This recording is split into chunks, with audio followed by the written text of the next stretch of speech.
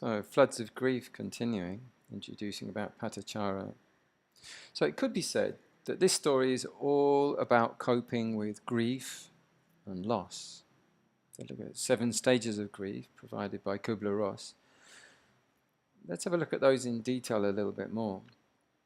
A bit much to take in one graphic like that. But the stages people go through: shock, denial, anger. First stage of grief, just shock. Initial paralysis, witnessing the tragic news. Just plain shock, stunned. Secondly, second stage of grief, denial. Just trying to avoid the inevitable. It's not happening. It's just unreal. I can't, that is not going on. Third stage of grief, anger and rage. And that can be frustrated outpouring of bottled up emotions, or also turned inward, hating oneself. But anger is there and just rage. Fourth stage of grief, bargaining, pleading, seeking in vain for a way out. Fifth stage of grief, depression. That's the final realization of the inevitable, just sinking.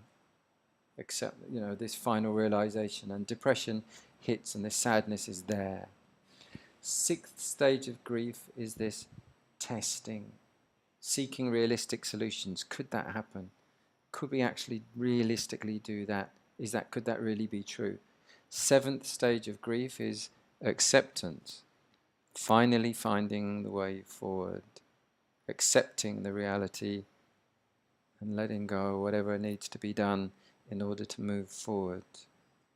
Grief of every kind, accepting very, very difficult circumstances and losses, and being able to go through and forward and not getting stuck.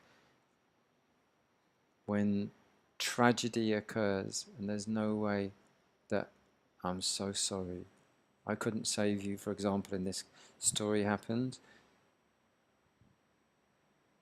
The Buddha also talked like this, that subduing that kind of sorrow and lamenting, when you're seeing the dead one whose time is done, you can always think like, well, I can't fetch him back. I can't reverse the past. Just then as one would put out a burning refuge with water, so does the enlightened one, discerning and skillful and wise, blow away any arising grief, like the wind, a bit of cotton fluff. Just, I can't fetch him back. We want to, we'll do anything to try to reverse and go back and do it the moment all over again, but we can't. So back to this thing, udayabhayang jnana. It's the arising and the dissolving of the 5 aggregates.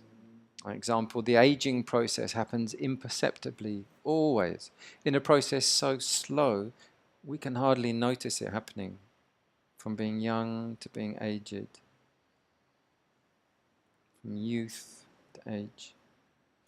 But whether a short life and death, long life and death, the arising, existing, passing phenomena is always going on, it's always there, and it's inevitable for everyone.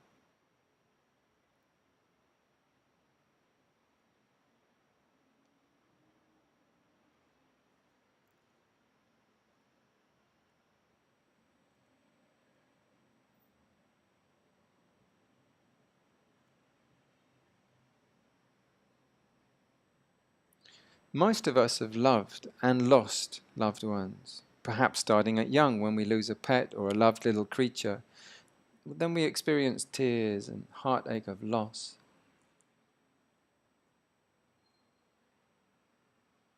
This is Amy Ngalo Ngalo over at the Philippines where I did work, and this is her brother I want to talk about, Alma Ngalo Ngalo. He's 18 years old. I learned a hard lesson in the Philippines. A family asked me for school supplies, and I was happy to add the 3 young daughters to the list. It's what we were doing. They being young teens and the family extremely poor. That was what we were aiming to do. But then they brought out their quite healthy, chunky-looking brother, Alma. He was age 18 and healthy to me. I said, well, he doesn't look like needing, school supplies. I mean, he's 18 and he's not going to school. They said, no, it's actually, medicines. But they ask in such a shy way, Filipino ways like that. Medicines, please.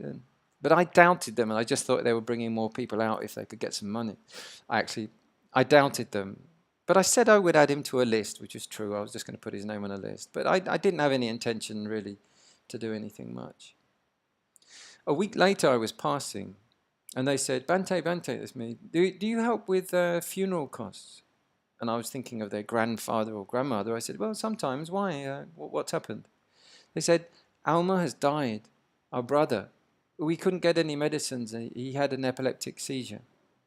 And that was a great shock to me.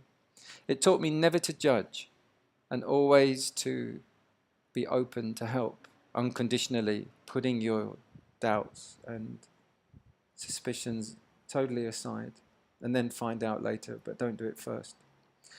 Udayappiya jnana, it happens, it exists, and it vanishes. A long spill of water or a short spill of water, they all just vanish into the dust, just the same. That was the insight that helped Patacara cope in the end. The traumatic nature of violent water, violent floods, violent rain, and nature, how nature can be cruel, but 3 short moments in a long life. Happens, exists, vanishes. That truth can be very liberating. Liberating into deeper insight by going into the present moment and seeing its nature.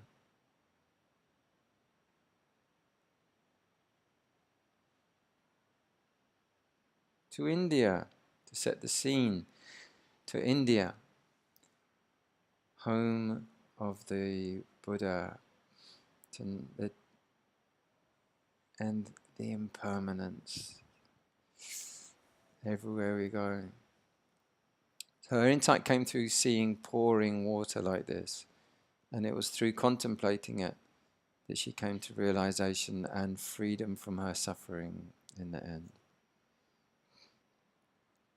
So next episode, follow up and see what happens.